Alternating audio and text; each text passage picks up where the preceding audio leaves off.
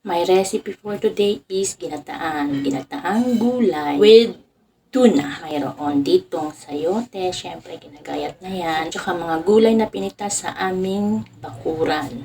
Dahon ng malunggay at dahon ng sili. Gisa-gisa lang muna to, bawang sibuyas, luya. Lagyan na din ng mga seasoning, may sauce, powdered onion, powdered garlic, paminta. Sige, gisa-gisa lang. Tapos yung gata, ito, ready to use na to, powdered gata. Tinutunaw muna sa maligamgam na tubig bago ihalo sa nilulutong ulam. I added 1 cup of water para hindi naman masunog yung niluluto kasi lalapot ito eh.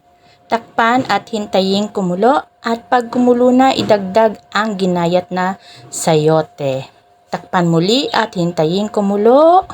Lagay na ang sahog na tuna. Kung gusto nyo mas maanghang-anghang, maglagay ng sili. Depende sa inyo, pwedeng siling mahaba, yung green o itong labuyo at idagdag na din ang gata.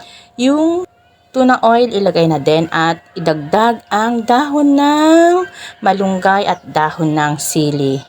Hintayin muling kumulo, ayan, at pag kumulo na, tikman kung ayos na sa inyong panlasa at kung masarap na, okay na, kain na tayo.